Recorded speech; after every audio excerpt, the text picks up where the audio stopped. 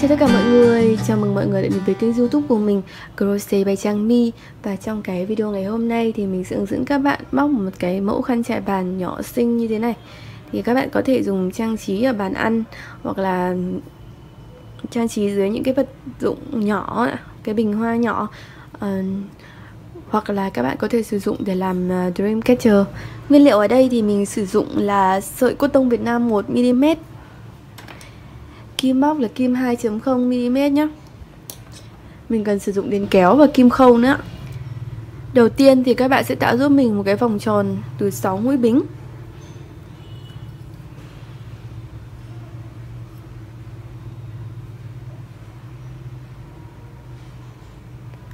Một mũi bính nhé. 2 3 4 5 và 6. Sau đó thì các bạn sẽ móc một mũi trượt vào cái mũi bính đầu tiên này để tạo thành vòng tròn ạ.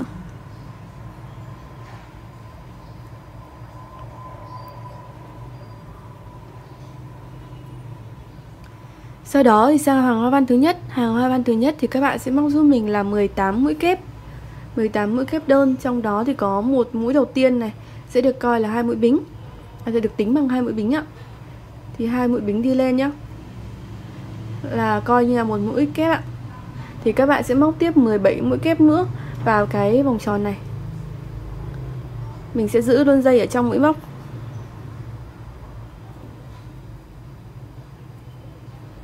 Một mũi này,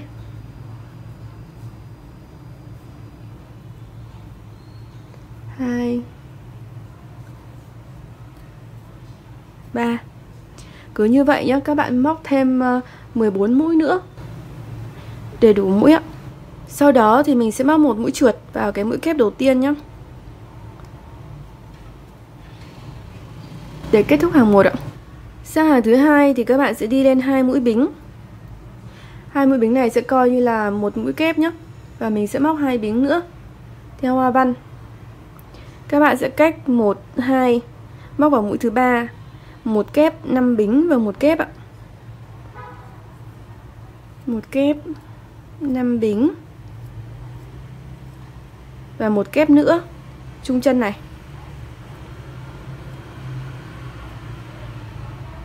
Sau đó là 2 bính. Rồi cách 1 2 móc vào mũi thứ 3, tương tự một kép 5 bính và một kép.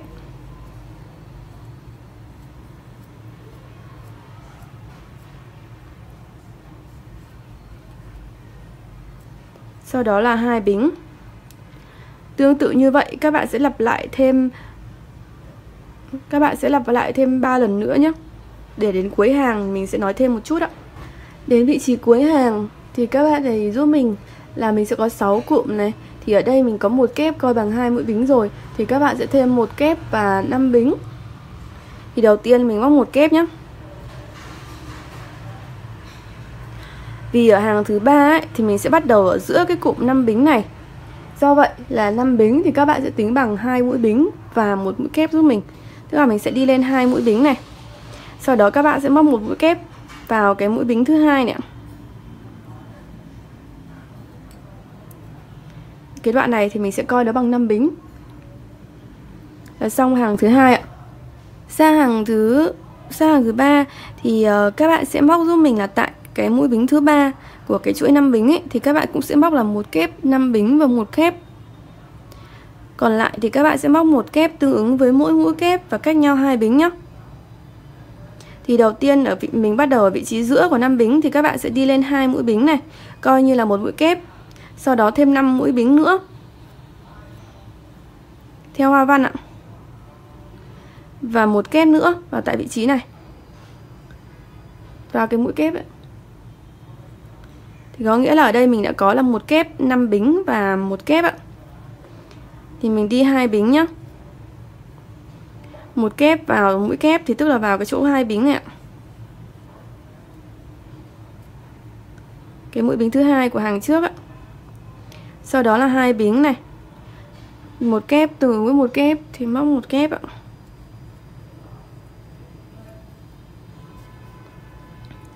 Sau đó thì tại mũi thứ 3 thì sẽ là một kép 5 bính và một kép. Và giữa những mũi kép là 2 bính thì mình sẽ 2 bính. Mũi thứ 3 nhé. Móc 1 kép, 5 bính. Rồi 1 kép. Sau đó 2 bính này. Rồi 1 kép vào 1 kép. 2 bính. 1 kép vào 1 kép. 2 bính. Rồi sau đó thì mình sẽ lại lặp lại cái cụm hoa văn tiếp theo là vào mũi bính thứ 3, móc 1 kép, 5 bính và 1 kép. Cứ như vậy các bạn sẽ lặp lại cho đến khi hết hàng nhé. Đến hết hàng thì sau 2 bính này các bạn sẽ nối một trượt vào cái mũi bính thứ 2 ạ.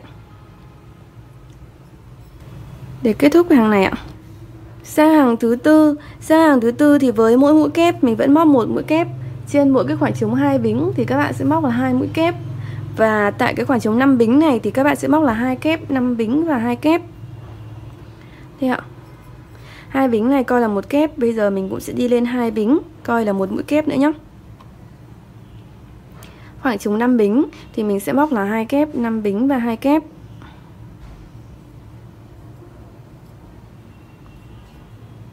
Hai kép ạ. 5 bính và 2 kép.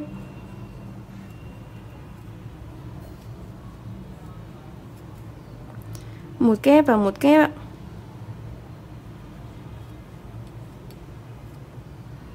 Hai kép vào khoảng trống 2 bính.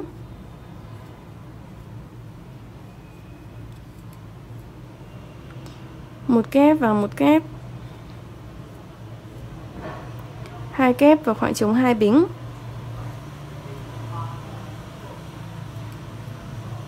Một kép vào 1 kép. 2 kép vào cái khoảng trống 2 bính này.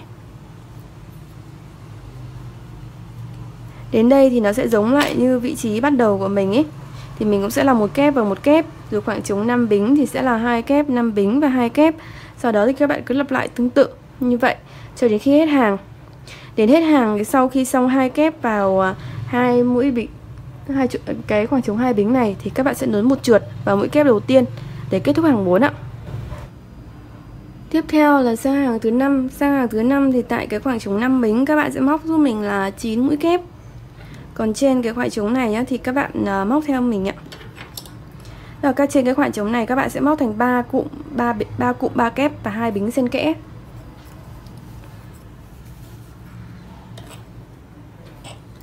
Tại cái vị trí này thì các bạn sẽ móc là 3 kép này.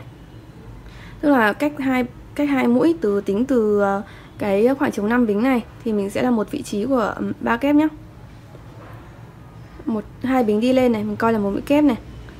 2 kép nữa vẫn tại vị trí này nhé. Thì các bạn sẽ móc vào cái mũi đầu tiên này. Do cái vị trí đầu tiên là mình nối vào cái mũi kép nên nó sẽ khác đi một tí như vậy. Sau đó thì các bạn sẽ móc trực tiếp 9 mũi kép nữa vào cái khoảng trống 5 bính này. 2 3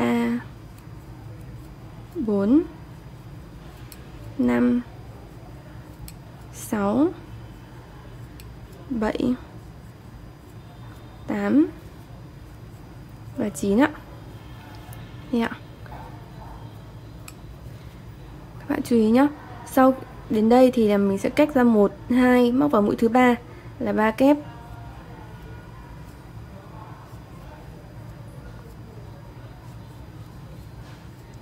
Sau đó là một bính này. Các bạn cách 4 mũi, 1 2 3 4. Các bạn không móc vào mũi thứ 5 mà các bạn móc vào giữa nhé. Giữa mũi thứ 4, mũi thứ 5. 1 2 3 4 thì các bạn móc vào giữa này. 3 mũi kép. 1 2 3 như thế này ạ. Sau đó là một bính. Rồi cách ra 4 mũi, 1 2 3 và 4.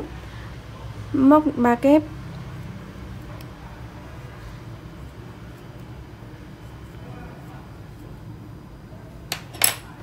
Và Và tiếp tục thì các bạn sẽ móc 9 mũi kép vào khoảng trống 5 bính này, rồi lặp lại tương tự như vậy cho đến khi hết hàng. Đến khi hết hàng thì sau 3 cái mũi kép cuối cùng vào cái chính giữa ấy, thì các bạn một bính rồi nối một trượt vào cái mũi kép đầu tiên để kết thúc hàng này. Tiếp theo là sang hàng thứ 6. Sang hàng thứ 6 thì tại cái 9 mũi kép này các bạn sẽ móc giúp mình thành 9 mũi kép và 8 bính xen kẽ nhau. Trên cái khoảng trống, hai cái khoảng trống một bính này thì các bạn sẽ móc là 3 kép nhé.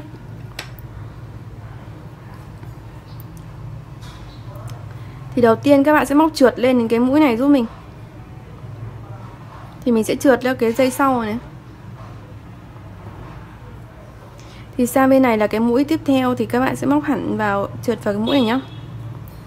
Rồi 2 bính đi lên, coi là một mũi kép đấy ạ. Và một bính nữa theo cái hoa văn mà mình vừa nói. Tiếp tục như vậy nhá, một kép và một kép. Rồi một bính. Rồi một kép và một kép. Một bính. Một kép này. Một bính. Một kép, một bính. Cứ như vậy ạ, đủ 9 kép và 8 bính xen kẽ.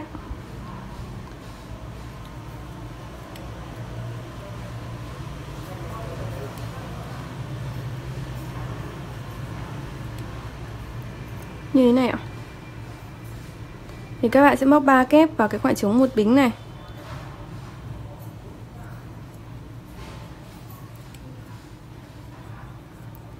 Sau đó là một bính. Sang khoảng trống một bính bên cạnh là 3 kép.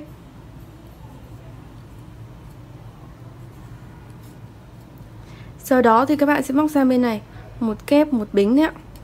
Một kép này, một bính, một kép, một bính. Và tiếp tục lặp lại cái hoa văn tương tự. Thì các bạn cứ móc như vậy cho đến khi hết hàng. Đến hết hàng thì sau 3 kép, sau 3 mũi kép vào cái khoảng trống một bính này, các bạn sẽ móc một trượt vào cái mũi bính thứ hai nhé. Một trượt vào mũi bính thứ hai để kết thúc hàng này ạ. Sang hàng 7. Hàng 7 thì tại cái vị trí này có 8 cái khoảng trống một bính thì các bạn sẽ móc giúp mình là 8 cụm 3 kép và 2 bính xen kẽ nhau. 8 cụm 3 kép và 7 lần 2 bính ạ, xen kẽ nhau. Các bạn ở đây chỉ còn lại một cụm 3 kép thôi vào giữa cái khoảng trống một bính này. Thì đầu tiên nhá, mình sẽ móc một trượt vào khoảng trống một bính. Sau đó là móc 2 bính đi lên này, coi là một kép thì sẽ là 2 kép nữa vào cái khoảng trống một bính này.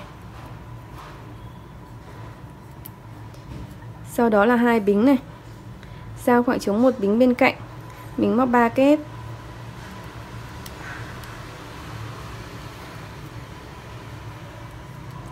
Rồi 2 bính. 3 kép vào khoảng trống bên cạnh này nhá.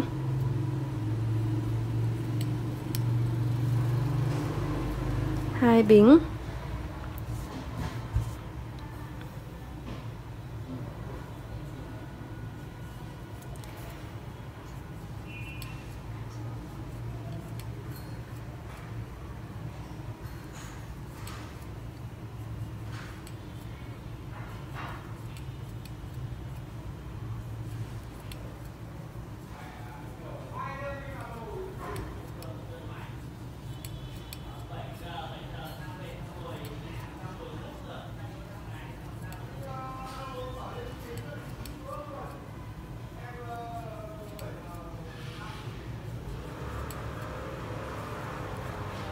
Yeah.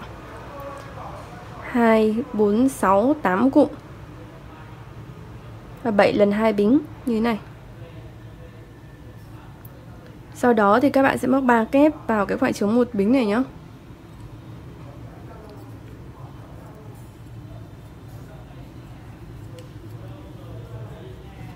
Móc luôn và không có bính nào ở giữa này cả.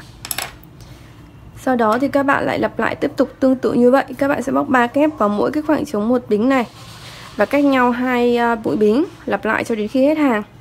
Đến hết hàng thì sau 3 kép cuối cùng vào cái khoảng trống một bính này thì các bạn cũng sẽ móc một trượt vào mũi kép đầu tiên để kết thúc hàng 7 ạ.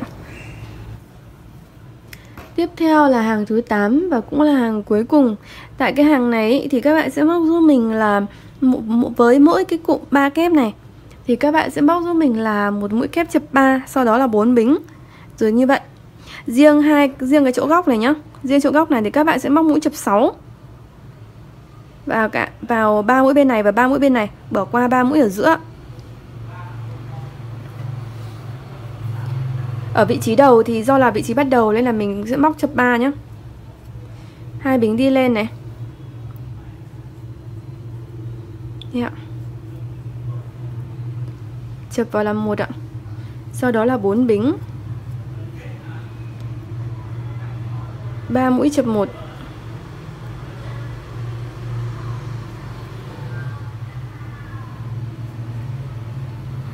Chập 1. 4 bính. Bên này cũng tương tự.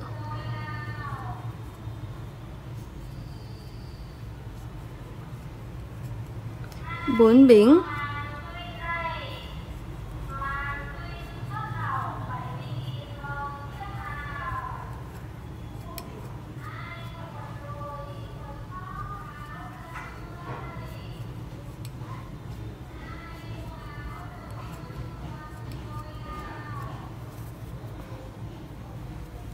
Như vậy nhá.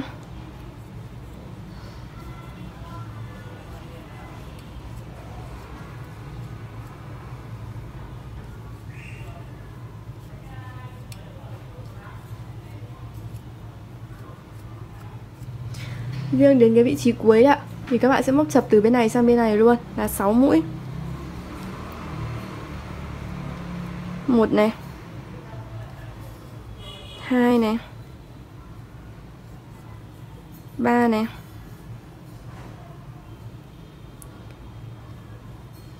4 ạ.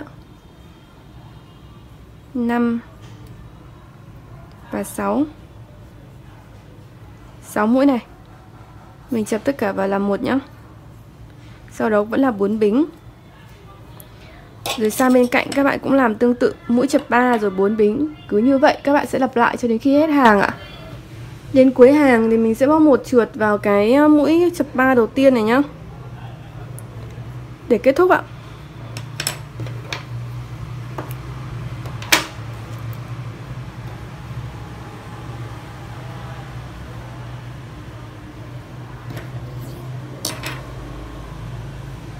Sau đó thì sẽ là dấu chỉ.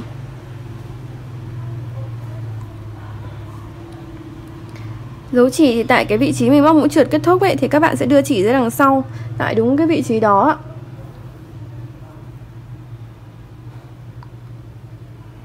Các bạn sẽ đưa chỉ ra sau tại đây nhá. Và mình sẽ giấu dưới những cái mũi móc. Các bạn tạo cái điểm thắt nút bằng cách là mình khâu xoắn vào một cái sợi dây này để nó cố định cái chỗ nối kết thúc này nhá. Sau đó thì mình sẽ luồn dưới những cái mũi móc để giấu. Các bạn cứ tiếp tục giấu và mình lên giấu dài một chút nhé, để cái sản phẩm của mình để nó được chắc hơn, nó không bị tuột ra ngoài ạ. Như vậy là mình đã hoàn thiện xong cái chiếc khăn trải bàn này rồi ạ. Cái sản phẩm sau khi mình làm xong ấy, nó vẫn còn hơi bị nhăn do cái mũi móc của mình nó chưa làm phẳng nếp móc. Thì các bạn có thể là block nó ra nhé. Các bạn block sản phẩm để cho nó căng và phẳng cái mũi móc của mình. Block thì nó chỉ làm mềm thôi, nó chỉ làm mềm và định hình mũi thôi. Còn nếu mà các bạn muốn cái sản phẩm ấy nó phẳng và nó cứng, nó có độ cứng ấy, thì các bạn tìm hiểu về các loại bột hồ cứng nhá. Thì mình sẽ hồ cứng cái khăn trải bàn này để nó được phẳng và có cái độ cứng đấy ạ. Ngoài ra thì cái này thì các bạn có thể đem làm Dream Catcher. Dream Catcher nó cũng khá là xinh đấy ạ. Mình chúc các bạn thành công nhé. Và đừng quên like, share và subscribe kênh YouTube của mình, Crochet by Trang My, nếu các bạn thích những cái video của mình. Cảm ơn các bạn rất là nhiều ạ.